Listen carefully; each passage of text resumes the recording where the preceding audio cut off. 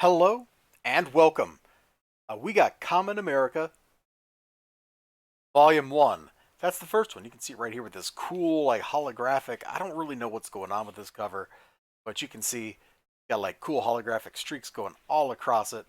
Very cool looking. You're like, isn't this book from like 3 years ago or something? And you're right. It sure is. And we're going to review it, but we're going to do it via the digital because I know the lighting in here is not the best. However, with digital, brace yourself. Boom! We ain't got to worry about that. Plus, I can like zoom in on parts that I want to and all that kind of jazz, and it's all cool. So here's the cover without all that stuff, but with a Kickstarter sticker on it because, well, it was a crowdfund, so I got it from Kickstarter. What do you think I was going to say? Come on. Now, the one thing I noticed different between reading, the physical with its cool pages and reading the digital over here is that for whatever reason, no matter what PDF reader I used, there was a noticeable amount of time that it took to load every page. Here in Edge is kind of the best because it gives me a little preview before it loads. It's blurry and then it loads it in. Other PDF readers actually would give me a blank page and then it would just sit there and churn. So we're going with Edge. I reckon that's because the pages are like really high resolution here in the PDF or something. Not sure. So here's how we start. Oscar, Indiana. Let's zoom in a little bit. One more? Ooh. No. Right there. That's comfy. Little girl playing baseball. Oh, is it really going to do this to me? Bros, I'm sorry. I had no idea we were going to be living this kind of life. But that's the life we have to live with. Playing baseball, gets hit by the baseball. Look at that facial expression.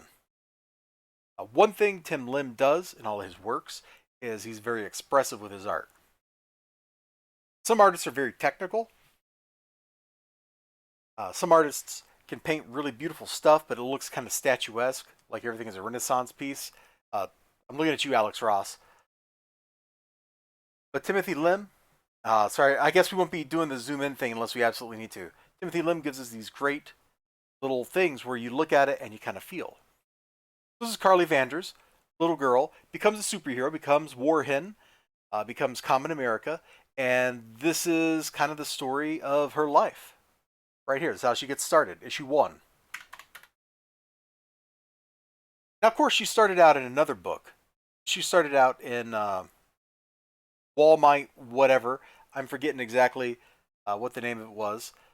And maybe it was just Walmart. It might have just been Walmart. And there she was a bad guy that was being mind controlled. And that was in her Warhen costume. Here, she's Common America. Although right here, she's not. She's just Carly Vanders, costume designer, being driven around in Topkekistan by, well, I know this gentleman right here. Pretty sure I met him. Pretty sure I met him at Bell County Comic Con. And he's just abandoning her, and she gets, boom, meteor. What does the meteor do? Amazing cosmic powers. Turns her into like a living battery, so she controls electricity. She controls lightning. Pretty cool power, huh? After the accident, she wakes up a couple weeks later in Area 51. The doctor is a troll, and that's this kind of heart and soul of this book is you have some very heartfelt stuff, and you got some funny stuff. That goes for every issue. There's like something heartfelt, and then there will be a gag, so that you don't have to wallow in the world of emotions. You get pulled back out by something funny. Like this dude looks very serious here, and he's like, "It's been 500 years, really?" I'm concerned if you experienced brain damage. I got hit in the head with a baseball when I was 10. I see.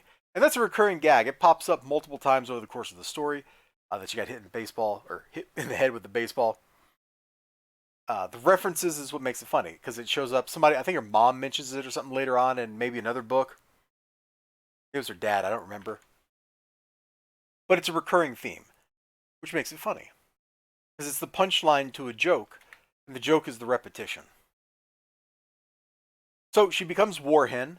She's working with this talent agency, Lansky and Schultz. There's Lansky, there's Schultz.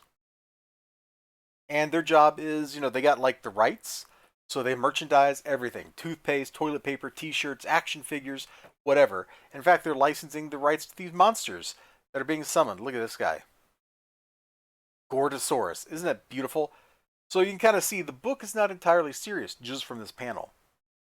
But just because the book isn't serious doesn't mean it's not tackling some serious stuff. The battles in this book are all fast-paced. They're well done. The emotional heart, and here's a good one. A great example of that. The emotional heart, she gives her scarf to this old homeless lady, and the world twists this act of kindness into something bad. Instead of being like, hey, superheroine gives scarf to homeless lady so she can stay warm, it's fashion faux pas from seamstress superheroine. Because that's tabloid culture, that's mass media, that's how it is. And so her talent agency rides her on that. Why don't you just fly back home to Illinois, Indiana? Who cares? Just go home. Just go home. Warhen is our intellectual property. Just go home. I'm right there with you on that facial expression. I'm right there with you. Now, the book builds up to another battle, and that other battle, she's got to fight somebody else who has powers similar to hers. She's got electricity, the other person has fire. They get into a great fight with each other. It gets resolved in an unexpected way, a way that's kind of heartfelt, a way that isn't just pure violence. Because a hero, even when they don't have their powers, still has to stand up for what's good. They have to stand up for what's right. They have to do the right thing. You know, like Superman, even if he didn't have his powers, still get up and be like, no. Captain America, without his powers, gets up and goes, no. One of the best scenes in all of Marvel comic history is Captain America standing up to Thanos. When Thanos has the gauntlet and Captain America's just a man. And he's standing there like, no, I'm going to deliver a speech. Now, he's trying to kill time, but he has no chance, and he knows it. But he's doing the heroic thing. He's doing the right thing, which is standing up to evil. And so as this battle goes on, Carly gets into that kind of situation, and Kamen America has to deal with things without objectively using violence. It's really good stuff. Kamen America has been a great series. I am happy to have gotten in on the ground floor, as a reader, and I'm looking forward to reviewing the rest of the series. I got all the books stacked up, man. We're doing it. We are doing it. But that'll be tomorrow. You all take care of yourselves. You have a great, beautiful, wonderful day. I hope to see you again next time. Until then, bye-bye.